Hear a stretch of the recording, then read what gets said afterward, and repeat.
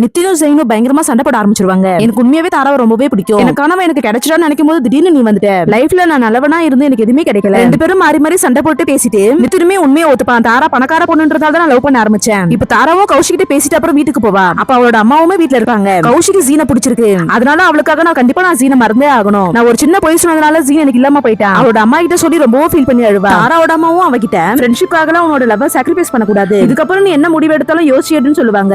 கௌஷியும் தாரா கிட்ட இதுக்கப்புறம் எனக்கு ஜீன் வேணும்னு சொல்லியிருந்திருப்பா. அந்த விஷயத்தை தெரிஞ்ச ஜகனுமே இப்ப கௌஷியை கூப்பிட்டு நீ எதுக்கு தாரா கிட்ட அது மாதிரிலாம் பேசின, நீயும் ஜெயினும் கண்டிப்பா ஒன்னாக முடியாது. ஆக்சுவலா என்ன நடந்திருக்கும்னா அந்த மேத்யூ இன்சிடென்ட்க்கு அப்புறம் கௌஷி ரொம்பவே ஃபீல் பண்ணிட்டு இருக்கும்போது ஜெகன் தான் கூட இருப்பான். லாஸ்ட்ல அவனாலே என்னோட லைஃப் எல்லாமே ஸ்மைல் ஆகும்னு நினைச்சு கூட பாக்கல அப்படின்னு சொல்லி ஜெகன் கிட்ட பேசி ரொம்ப ஃபீல் பண்ணிட்டு இருப்பா. அதை பாக்குற ஜெகனுக்குமே இப்ப ரொம்ப கஷ்டமாயிட்டு கௌஷியை சமாதானம் பண்ணுவா. ரெண்டு பேருமே க்ளோஸா இருப்பாங்க. ரெண்டு பேரும் போதல வேற இருந்திருப்பாங்க. அதனால ரெண்டு பேரும் அன்னைக்கு நைட்டு தப்பு பண்ணிடுவாங்க. இப்ப கொஞ்ச நேரம் கழிச்சு போதலா தெரிஞ்சிட்ட அப்புறம் ஐயோ நம்ம ஜீனோட கேர்ள் ஃபிரெண்ட் இது மாதிரிலாம் பண்ணிட்டோம்னு சொல்லிட்டு ரொம்ப ஒரு மாதிரி ஆயிடுவான். இந்த விஷயம் யாருக்கும் தெரியக்கூடாதுன்னு சொல்லிட்டு அங்க வந்து கிளம்பிடுவான்.